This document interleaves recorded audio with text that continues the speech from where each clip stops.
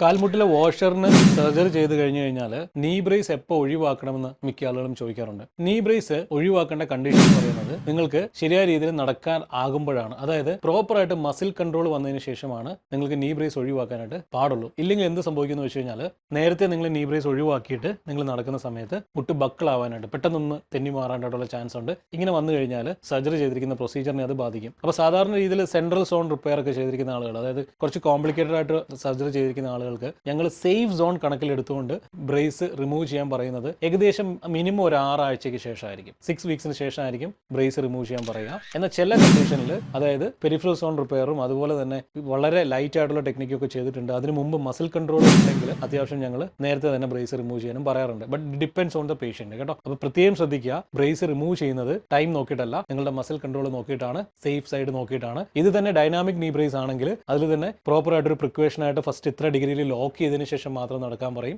അതിനുശേഷം കംപ്ലീറ്റ് ആയിട്ട് നിങ്ങൾക്ക് നീ കൺട്രോൾ വന്നെന്ന് ഉറപ്പായതിനു ശേഷം മാത്രം നീ ബ്രേസ് കംപ്ലീറ്റ് ആയിട്ട് റിമൂവ് ചെയ്യാൻ പറയും. അപ്പോൾ നിങ്ങളും ഈ ഒരു കാര്യം ശ്രദ്ധിക്കുക. റീഹാബ് ഫോളോ ചെയ്യുമ്പോൾ ടൈം വെച്ചിട്ട് നിങ്ങൾ നീ ബ്രേസ് റിമൂവ് ചെയ്യാതിരിക്കുക. നിങ്ങൾ കൺസൾട്ടന്റ് ആരാണോ, നിങ്ങളുടെ റീഹാബ് സ്പെഷ്യലിസ്റ്റ് ആരാണോ, നോക്കിയതിനു ശേഷം മാത്രം അവരുമായിട്ട് ഡിസ്കസ് ചെയ്തതിനു ശേഷം പ്രോപ്പർ മസിൽ കൺട്രോൾ വന്നു എന്ന് ഉറപ്പ് വന്നതിന് ശേഷം മാത്രം നീ ബ്രേസ് റിമൂവ് ചെയ്യുന്നതാണ് ഏറ്റവും സേഫ് ടെക്നിക്.